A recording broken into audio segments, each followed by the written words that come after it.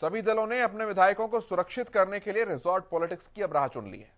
ऐसे में कौन किसका खेल बिगाड़ेगा, यह देखना भी दिलचस्प होगा। आज ओबराय सुखविलास रिजॉर्ट में गठबंधन के विधायक भी पहुंचने शुरू हो गए हैं। हालांकि कांग्रेस के विधायक पहले से रायपुर पहुंच चुके हैं। दोनों तरफ से विधायकों की मजबूत किलेबंदी की जा रही है। ऐसे में अब यह देखना दिलचस्प है कि ऐसी मजबूत किलेबंदी के बाद भी कौन किसके बाड़े में सेंध लगा पाता है। साथ ही कुलदीप बिश्नोई की बगावत अजय माकन पर क्या अब भी भारी पड़ सकती है, यह भी एक बड़ा सवाल है।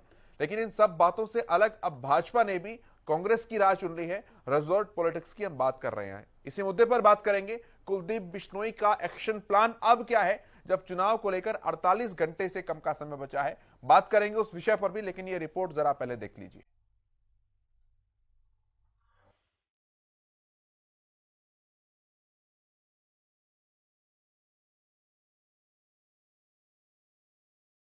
हरियाणा में राज्यसभा चुनाव को देखते हुए कांग्रेस के बाद अब बीजेपी, जेजेपी ने भी अपने विधायकों की बाड़ेबंदी की तैयारी शुरू कर दी है। साथ ही गठबंधन के समर्थक निर्दलीय विधायकों को भी चंडीगढ़ पहुंचाया जा रहा है। एक तरफ जहां कांग्रेस ने अपने विधायकों की रायपुर के होटल में बाड़ेबंदी की हुई है, तो वहीं दूसरी तरफ गठबंधन के विधायक भी चंडीगढ़ रिजॉर्ट में पहुंचना शुरू हो गए। रायपुर में कैद कांग्रेस विधायकों से दीपेंद्र हुड्डा समेत छत्तीसगढ़ के मंत्री भी लगातार संपर्क में रहते हैं, ऐसा दावा लगातार किया जा रहा है। साथ ही आज गठबंधन विधायकों के साथ सीएम मनोहर लाल और प्रदेश अध्यक्ष ओपी धनखड़ सहित बीजेपी हरियाणा प्रभारी विनोद तावड़े भी चंडीगढ़ पहुंचे। दूसरी तरफ मंगलवार को भूपेंद्र सिंह हुड्डा सहित कांग्रेस प्रभारी विवेक बंसल के साथ प्रदेश अध्यक्ष उदय भान भी रायपुर से 2 घंटे के कैंप के बाद दिल्ली लौट आए। जब सभी विधायकों की बाड़ेबंदी हो जाएगी, तो ऐसे में विधायकों को तोड़ने के लिए सभी दल साम, दाम, दंड, भेद सहित तमाम तरह के हथकंडे अपनाएंगे। हालांकि इन सबसे अलग 4 विधायक अब भी रिजॉर्ट पॉलिटिक्स से बाहर रहेंगे और बीजेपी की नजर इन्हीं पर बनी रहेगी, जिसमें 2 विधायक कांग्रेस के कुलदीप बिश्नोई और किरण चौधरी उसी गणित के सहारे दूसरी सीट का फैसला भी होगा। हालांकि कुलदीप बिश्नोई की बगावत को देखते हुए कांग्रेस के पास अजय माकन को राज्यसभा पहुंचाना इतना आसान नहीं होने वाला है। दूसरी तरफ गठबंधन के पास भी 31 विधायकों की संख्या कागजों में पूरी नहीं हो रही है, लेकिन कांग्रेस के पास कागजों में 31 विधायकों की संख्या पूरी है, लेकिन जमीन पर नजर नहीं आ रही है। हालांकि जोड़ तोड़ की सियासत में वोटिंग के दिन जमीन पर ये जादुई आंकड़ा शायद गठबंधन छू ले, इसकी संभावनाएं ज्यादा नजर आती है। लेकिन सियासत के खेल में भूपेंद्र सिंह हुड्डा भी माहिर है। उनको भी जोड़ तोड़ की राजनीति पसंद आती है। इसका उदाहरण वो 2009 में कांग्रेस की राज्य में सरकार बनाकर दे चुके हैं। लेकिन अब रिजॉर्ट पॉलिटिक्स के चलते राज्यसभा के वोट जुटाने के लिए सभी दलों को घर के भेदी ढूंढने होंगे। हुड्डा चाहे विधायक पूरे होने के कितने ही दावे क्यों न करते हो, लेकिन संख्या के खेल में सत्ता पक्ष भी माहिर है। ऐसे में अब दूसरी सीट का चुनाव दिलचस्प होने की पूरी संभावना है।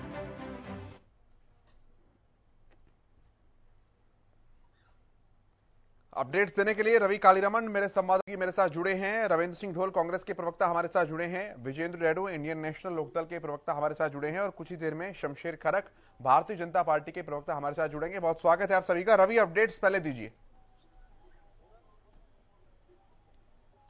बिल्कुल केशव, अगर बात की जाए तो इस वक्त हम जो है ओबराय सुखविला होटल जो है न्यू चंडीगढ़, उसके सामने खड़े हैं। यहाँ से 1.5 किलोमीटर अंदर जो है रिजॉर्ट है। बाहर तमाम जो मीडिया कर्मी हैं उनको निकाल दिया गया है। और कहीं ना कहीं अगर बात की जाए तो विधायकों की आने की, तो राकेश दौलताबाद जो निर्दलीय विधायक हैं वो पहुंच चुके हैं। सत्यप्रकाश जरावता है वो पहुंच चुके हैं। शिक्षा मंत्री कंवरपाल गुर्जर, राज्य मंत्री कमलेश ढांडा और विधायक लक्ष्मण नापा, विधायक महिपाल ढांडा, इसके अलावा जगदीश नैयर, ये तमाम जो विधायक हैं यहाँ पहुंच चुके हैं। और कहीं ना कहीं जिस प्रकार की जो रणनीति जो तैयार करने की बात चल रही है, वो रणनीति अब से कुछ देर बाद जो है मीटिंग होगी उसमें शुरू हो जाएगी। जैसे मुख्यमंत्री मनोहर लाल और तमाम अन्य नेता जो शेष रहते हैं वो यहाँ पहुंचते हैं, तो किस प्रकार की रणनीति राज्यसभा चुनाव के लिए बनानी है, तो उसके लिए जो है बैठक होने वाली है। और कहीं ना कहीं जिस प्रकार की अगर बात की जाए, इस द ओबराय सुखविलास होटल में तमाम जो विधायक बुलाए गए हैं, जननायक जनता पार्टी के तमाम विधायक यहां आने हैं। इस सरकार से को जिनका समर्थन प्राप्त है सरकार को, वो तमाम विधायक जो है निर्दलीय विधायक वो यहां आने हैं। तो ऐसे में अगर बात की जाए तो रणनीति तैयार करने के लिए एक वर्कशॉप जो है वो बुलाई गई है। आप मेरे पीछे तस्वीरों में गाड़ी देख रहे हैं, गोलन जो रणधीर गोलन है निर्दलीय विधायक, वो यहाँ पहुंचे हैं इस गाड़ी में, और इस प्रकार के तमाम जो नेता हैं वो यहाँ पहुंच रहे हैं। धीरे धीरे भिवानी से विधायक जो हैं घनश्याम सराफ हैं वो यहाँ पहुंचे हैं। आप तस्वीरों के माध्यम से देख पा रहे होंगे तमाम जो विधायक हैं उनका आने का सिलसिला जारी है केशव, और कुछ ही देर में कुछ एक और विधायक यहाँ आने वाले हैं, और जैसे ही तमाम जो सारे विधायक जिनको बुलाया गया है, जिनको साधा गया है, वो यहाँ आते हैं, उसके बाद जो है मीटिंग शुरू हो जाएगी। जी, अभी तक जेजेपी से कोई नहीं पहुंचा है क्या? और निर्दलीय में केवल अभी तक राकेश पहुंचे हैं दौलताबाद। केशव देखिए, राकेश दौलताबाद पहुंचे हैं, रणधीर गोलन अभी पहुंचे हैं। हाँ। और इसके अलावा अगर बात की जाए तो जननायक जनता पार्टी का कोई विधायक फिलहाल यहां नहीं पहुंचा है। हालांकि अगर सूत्रों की माने तो अगले आधे घंटे में तमाम विधायक यहां पहुंचने वाले हैं, और उसके बाद ही ये मीटिंग का दौर है वो शुरू होगा। मुख्यमंत्री आते हैं, उप मुख्यमंत्री दुष्यंत चौटाला आते हैं, तमाम कैबिनेट के मिनिस्ट्री इकट्ठे होते हैं, उसके बाद ही मीटिंग का दौर शुरू होगा। अगर बात की जाए केशव रिजॉर्ट पॉलिटिक्स की, तो वहां कांग्रेस रायपुर में अपने तमाम विधायकों को लेकर बैठी है, और इधर भारतीय जनता पार्टी, जननायक जनता पार्टी और तमाम जो निर्दलीय विधायक हैं यहाँ पहुंच गए हैं। तो कहीं ना कहीं रणनीति बन रही है एक दूसरे के प्रति, एक दूसरे को राज्यसभा से जाने से रोकने के लिए तमाम जो लोग हैं वो एकत्रित हुए हैं। चाहे भारतीय जनता पार्टी की तरफ से ये जो है बुलावा है, या निर्दलीय जो कैंडिडेट हैं केशव उनकी तरफ से बुलावा आया, लेकिन तमाम जो विधायक यहाँ पहुंचने वाले हैं। कृषि मंत्री जेपी दलाल यहाँ पहुंचे हैं, और ऐसे में कहीं ना कहीं इनसे बात करने का प्रयास करेंगे कि कृषि मंत्री जेपी दलाल तो आप तस्वीरों के माध्यम से देख रहे हैं कि सब ये जी यहाँ पहुंचे हैं।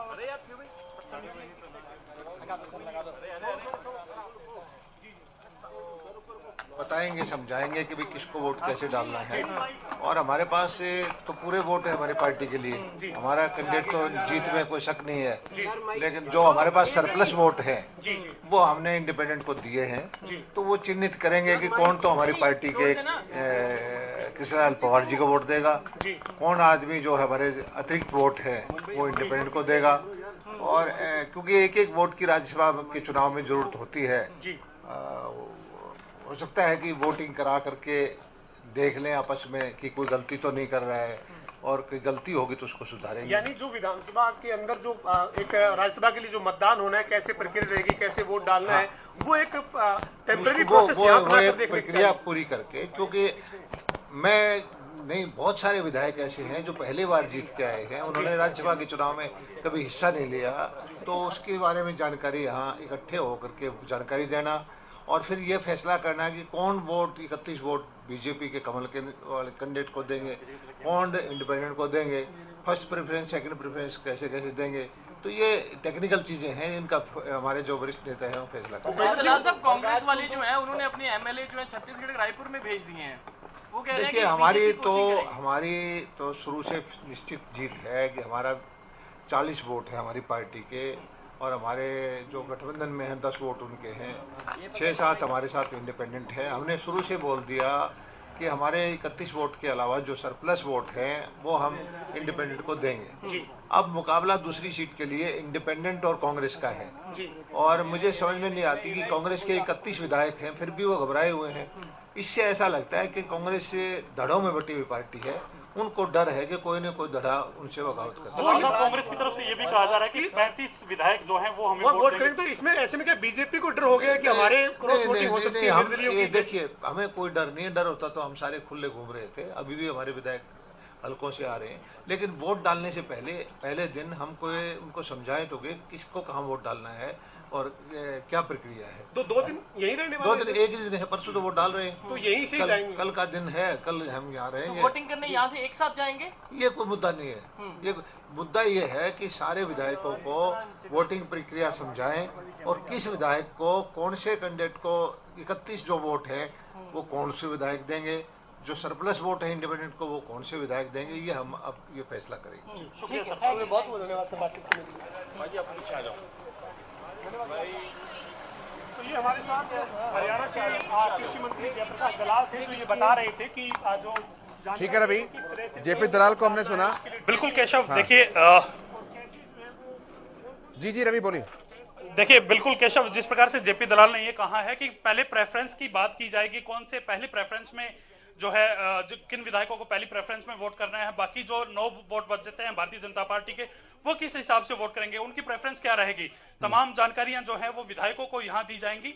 और ऐसे में कहीं ना कहीं एक सवाल पर अगर कि भारतीय जनता पार्टी से के 35 जो माफ कीजिएगा, जो कांग्रेस दावा कर रही है कि 35 विधायक जो आएंगे वो कहीं ना कहीं उससे भारतीय जनता पार्टी के मन में डर है, तो उन्होंने साफ कर दिया हमें कोई डर नहीं है, हम सिर्फ और सिर्फ अपने जो कैंडिडेट हमारे जो विधायक हैं उनको सिर्फ और सिर्फ यहाँ एक वर्कशॉप के लिए लेके आए हैं, एक ट्रेनिंग के लिए लेके आए हैं, किस प्रकार से पूरा मतदान रहने वाला है। केशव ठीक है, तो कृषि मंत्री जेपी दलाल आप स्पेशल देख रहे थे, लोहारू से विधायक हैं, कृषि मंत्री प्रदेश में, वो यहां पर पहुंचे हैं और उन्होंने किस तरह से सारी बातों को साफ किया है। कृषि मंत्री ने सीधे स्पष्ट तौर पर यह बात कही है कि यहां पर केवल एक वर्कशॉप है, विधायक जो नए चुनकर आए हैं किसी तरह का कोई कंफ्यूजन ना हो, उनके लिए एक तरीके से वर्कशॉप यहां पर रखी गई है जिसमें सभी को पहले चेतावनियां दी जाएंगी, सारी बातें बताई जाएंगी। कांग्रेस विधायकों की बाड़ेबंदी जो है वो सुन रहे थे। रवि के पास चलते हैं। देखिए निश्चित तौर पर अभी भी वो अब से 1 घंटे पहले मेरी बात हुई है, वो पेहवा पहुंच चुके हैं और मुझे 4 बजे उनके पास जाना था और बराबर बात हमारी हुई है। और मैंने ट्विटर पे भी डाला है कि 5 लोग हम थे, जिनमें 3 विधायक, हम 4 विधायक थे, बलराज कुंडू जी समेत, सोमवीर सागवान, बलराज कुंडू, मैं और रणधीर गोलन, उनका बेटा भी था। तो उनके साथ पूरी तरह से बात हुई कि उन्होंने कहा जहां पंच परमेश्वर कहेंगे वहां मैं अपनी वोट करूंगा। तो पंच परमेश्वर तो सीधे सीधे तौर पर कार्तिकेय शर्मा के साथ है, तो मैं समझता हूं कि उनको अपनी बात को रखने के लिए उनको वोट करनी चाहिए। और अभी भी मेरी उनसे बात हुई है, वो हमसे अलग नहीं है। निश्चित तौर पर मैं मानता हूं कि बलराज कुंडू कार्तिकेय शर्मा को वोट करेंगे। लेकिन आप अगर कह रहे हो कि साथ है, तो आपने कहा कि बलराज कुंडू की घटिया मानसिकता है इस तरीके से ट्विटर पर लिखना। देखिए कोई भी बात, जी बिल्कुल, कोई भी बात जब हम किसी के बीच में होती है, चाहे विधायकों के बीच में हो, चाहे सांसद के बीच में हो, चाहे अन्य किसी राजनीतिकारों के बीच में हो, तो ये बातें ट्विटर के माध्यम से जब एक कॉन्फिडेंस की बातें होती हैं, जब विश्वास की बातें होती हैं, तो विश्वास को किसी के साथ नहीं तोड़ना चाहिए। जब एक चीज हो गई कि पंच परमेश्वर, अभी आज भी मेरी 1 घंटे पहले बात हुई है, पेहवा पहुंचे हैं, तो वो थोड़े लेट हो जाएंगे, 6:30 बजे तक पहुंचेंगे, तो मैंने इंतजार करना उचित नहीं समझा। और मैं समझता हूं कि अच्छे के लिए, प्रदेश की भलाई के लिए, प्रदेश के अच्छे व्यक्ति को पहुंचाने के लिए हमें कार्तिकेय को वोट करना चाहिए। फिर इस तरह की ट्वीट क्यों कर रहे हैं वो? बस वो मानसिकता वाली बात मैंने इसलिए लिखी है कि कोई भी बुद्धि और विवेक वाली बात भी मैंने इसलिए लिखी है कि इसमें बुद्धि का परिचय जो ना सामने आता है कि किस तरीके से उन्होंने इस बात को ट्विटर पर करके क्या राजनीति जो ना बनाने की कोशिश की है। लेकिन वो हमारे भाई हैं, हमें इस तरह की बातें होती रहती हैं और निश्चित तौर पर वो हमारे साथ रहेंगे। आप ये बताइए कि निर्दलीय विधायक आपको मिला के, बलराज कुंडू को मिला के 7 विधायक आप निर्दलीय हैं, गोपाल कांडा बेचौटाला अलग है। आपकी जो निर्दलीय उम्मीदवार है उनके साथ बातचीत हुई होगी, आप सब लोग एक साथ हैं, उनके लिए एकजुट होकर वोट जी बिल्कुल हम उनके साथ हैं। चौधरी रंजीत सिंह और कांडा साहब और हमारे सारे, हम 5 विधायक, जिसमें राकेश दौलताबाद जी, रणधीर गोलन जी, आप धर्मपाल गोंदर जी और आपके जो सोमवीर सागवान जी, मैं स्वयं, और मैं मानता हूं कि अभय चौटाला जी भी प्रदेश के हित में कार्तिकेय को वोट करेंगे। तो इस प्रकार से अपने पास जो जीत का आंकड़ा है वो निश्चित तौर पर पूरा है और कार्तिकेय की जीत होगी। कपड़े कितने दिन के लाए हो आप? रहना 2 दिन है, 3 दिन के कपड़े लेके आए हूँ। जी हो सकता है वो आए या ना आए, लेकिन वोट वो कार्तिकेय को देंगे। सर आप कह रहे हैं कि आंकड़ा पूरा 28 बनते हैं आप सबको मिला के, फिर 2 वाली जो है उसमें क्या करेंगे? 29 बनते हैं, 31 का आंकड़ा हमको छूना है। 1 वोट से जीते, 2 वोट से जीते, कार्तिकेय जीतेगा। Thank you. तो नयनपाल रावत को आप सुन रहे थे, पृथला से निर्दलीय विधायक हैं और जो हरियाणा न्यूज ने आपको जानकारी दी थी ट्वीट के माध्यम से, जो नयनपाल रावत ने घेरा किया था बलराज कुंडू को, उनकी भी जस्टिफिकेशन सफाई वो दे रहे थे साफ तौर पर, और उन्होंने कहा कि मेरी बात हो रही है, वो पेहोवा पहुंचे हैं, शाम को 6:30 तक पहुंचेंगे, लेकिन यहां पर आएंगे। इसके अलावा ये बात भी कही कि निर्दलीय विधायकों के सामने 5 विधायक हम लोग मौजूद थे और उन्होंने कहा जैसा पंच परमेश्वर का फैसला होगा, यानी कि बलराज कुंडू समर्थन दे रहे हैं भारतीय जनता पार्टी को, जजपा को, कार्तिकेय शर्मा को। ये बात नयनपाल रावत कह रहे हैं और पूरे कॉन्फिडेंस के साथ वो अब कह रहे हैं कि वो वोट हमें ही देंगे, यहां पहुंचे या फिर ना पहुंचे। रवि एक बार जरा सा रिकैप्चुलेट कीजिए, फिर मैं आगे बढ़ रहा हूं डिबेट पर।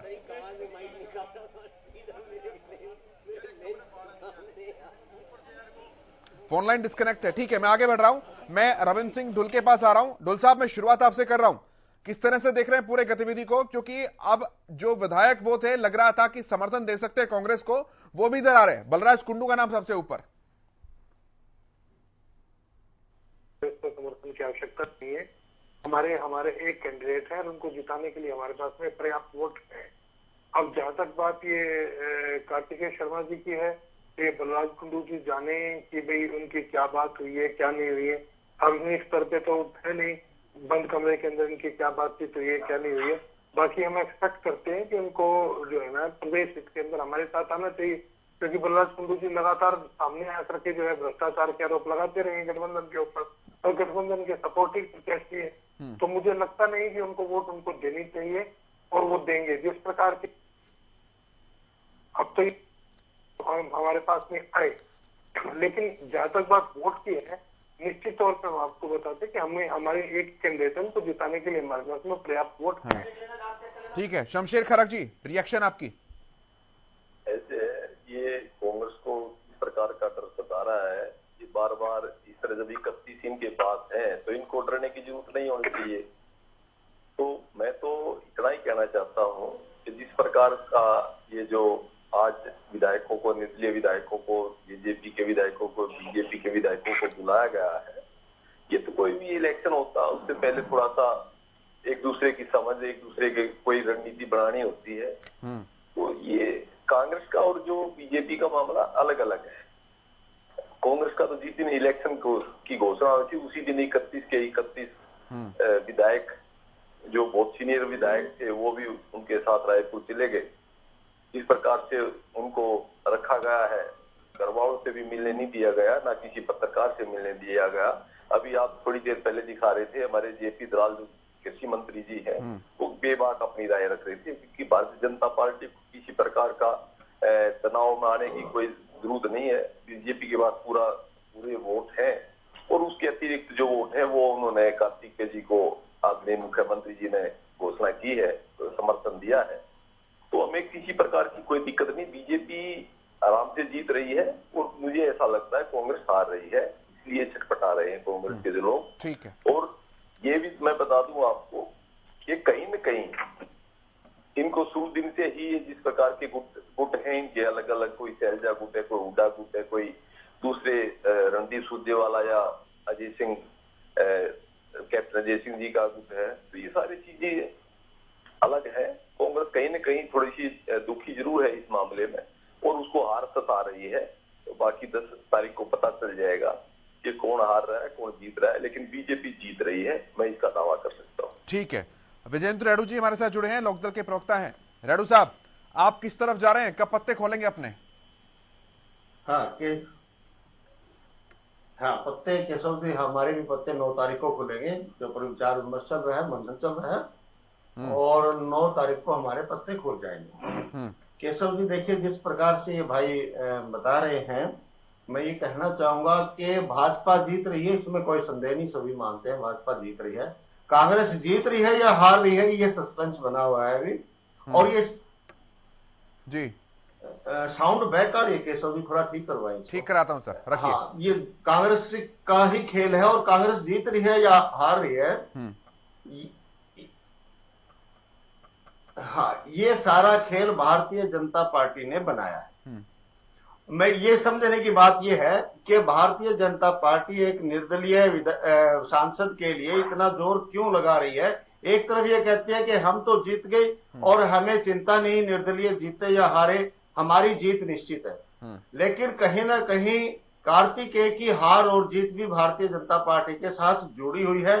कार्तिकेय हारता है तो भाजपा हारेगी, कार्तिकेय जीतता है तो भाजपा जीतेगी। लेकिन किस प्रकार से भारतीय जनता पार्टी ने, सरकार ने भी एमएलए को ओबराय होटल में इकट्ठा करने की शुरुआत की है, तो कहीं ना कहीं मैं समझता हूं कि जो कांग्रेस पार्टी है वो शुरू से लेकर के आज तक केवल और केवल वो डिफेंसिव मोड में ही चलती रही। आज कुछ उन्होंने थोड़ा सा ऑफेंसिव मोड दिखाया, और सुना था कि राजीव शुक्ला जी यहाँ हरियाणा में पहुंच रहे हैं, और तभी इन्होंने जो है ना अपने विधायकों को इकट्ठा करना शुरू कर दिया। अगर इन्होंने ट्रेनिंग देनी थी, जैसा अभी कंवरपाल गुर्जर जी ने भी बताया कि हम इनको वोट कैसे डालनी है, किसने किसको प्रायोरिटी बेस पर डालना है, फर्स्ट को इसको डालनी है, सेकंड वाले कौन होंगे जो निर्दलीय को डालेंगे, ये सब बातें समझाने के लिए इनको यहाँ पर इकट्ठा किया जा रहा है। केशव जी ऐसा कुछ नहीं है। देखिए कहीं ना कहीं इनको भी आज शमशेर जी को भी कहीं ना कहीं खतरा महसूस होने लगा है। अच्छा रेडू साहब किसके साथ जाएंगे और कहीं किसके साथ जाएंगे वो बात की बात है, किसके साथ बिल्कुल नहीं जाएंगे इतना तो बता दीजिए। क्या हम हमारी पार्टी वाले देखिए हमारी पार्टी के इंडियन नेशनल लोकदल पार्टी के पास 1 वोट है और मैं मानता हूं कि ये 1 वोट भी बहुत महत्वपूर्ण बनने बहुत ज्यादा महत्वपूर्ण है और इसके लिए हमारी सीनियर लीडरशिप है बहुत ज्यादा महत्वपूर्ण बनने जा रही है और हमारी सीनियर लीडरशिप इसके ऊपर मंथन कर रही है और इसका 9 तारीख को भी रेडू साहब प्रवक्ता आप हैं और प्रवक्ता से पहले कार्यकर्ता भी आप हैं, तो एक कार्यकर्ता की नाते ही बता दीजिए कि किसके साथ तो बिल्कुल भी नहीं जाना चाहिए आपकी पार्टी को। हाँ केशव जी देखिए मैं कार्यकर्ता भी हूँ, प्रवक्ता भी हूँ और एमएलए नहीं बना कोई बात नहीं, इलेक्शन भी लड़ चुका हूँ, ठीक है जी। तो इस तरह की जो बातें हैं, जो ये बड़े लेवल की बातें हैं, तो बड़ी हाईकमान ही बैठ करके इसके ऊपर फैसला करेगी। देखिए इसमें कोई संदेह नहीं है कि जिस प्रकार से कांग्रेस पार्टी है, कांग्रेस पार्टी के जो हालात बने हुए हैं, अपने ही विधायकों का, अपने ही नेताओं का विश्वास एक दूसरे के ऊपर नहीं है और जिसकी वजह से उनको बाहर लेकर के गए थे, बिल्कुल एक गोल्डन पिंजरे में उनको रोका हुआ था, गोल्डन पिंजरा में इसको कहूंगा, वहां उनको रोकने का काम किया। इसी प्रकार से गाड़ियां लगातार आ रही है। मैं एक बार रवि के पास चलता हूं। रवि बताइए जरा, 2 गाड़ियां गुजरी अभी पीछे से, कौन कौन है, अगर पहचान हो पाई हो तो। बिल्कुल केशव, अगर बात की जाए तो सीमा त्रिखा जो बीजेपी की विधायक हैं वो यहाँ पहुंची हैं और इसके बाद वाली जो गाड़ी है उसमें जो है उनकी पहचान नहीं हो पाई कौन दूसरी गाड़ी में बैठा था, लेकिन तमाम जो विधायक हैं उनका आने का जो सिलसिला है वो जारी है और उम्मीद की जा रही है करीब 5:30 बजे का समय हो चुका है, करीब 6 बजे तक तमाम जो विधायक है वो यहाँ पहुंच जाएं, तो ऐसी उम्मीद जताई जा रही है और लगातार गाड़ियों का आने का जो सिलसिला है वो जारी है। एक मेरे पीछे तस्वीरें में देख पा रहे होंगे तो एक गाड़ी और आ रही है, इसमें भी देखने का प्रयास करते हैं कौन विधायक है या कौन है इस गाड़ी में। प्रमोद विज जो पानीपत से विधायक हैं वो यहाँ पहुंचे हैं और ऐसे में कहीं ना कहीं तमाम जो विधायक है उनका आने का दौर जो है वो शुरू हो चुका है और लगातार जारी है केशव, और कुछ ही देर में करीब आधे घंटे तक ये माना जा रहा है कि तमाम जो विधायक हैं वो होटल ओबराय सुखविला में पहुंच जाएंगे। जी ठीक है, 18 की गिनती अभी तक हो चुकी है, इसमें 1-2 प्लस माइनस हो सकते हैं, लेकिन ये विधायक पहुंच रहे हैं और 3 निर्दलीय विधायक जो है वो भी वहां पर पहुंच रहे हैं। एक फाइनल कमेंट ले रहा हूं सर, समय की बहुत कमी है, शमशेर जी शुरुआत कर रहा हूं, 10 सेकंड में अपना फाइनल कमेंट दीजिएगा। जी मैं रेडू साहब की बात का जवाब दे रहा हूँ।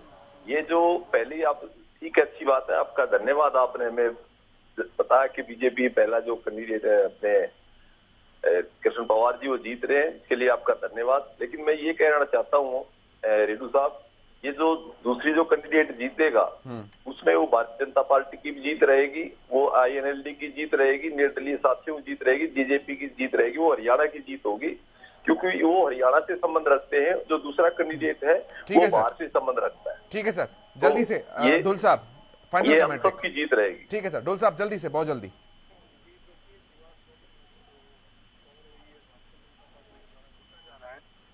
उम्मीदवार को हराने का ये बिल्कुल उस पर छोड़, इनको धोबी पछाड़ लगेगी और अच्छी बात है इन्होंने ऑन एयर की एडमिट जनता पार्टी ने कि इन एलओएस के साथ। ठीक है रेडू साहब जल्दी, केवल 5 सेकंड, केवल 5 सेकंड है।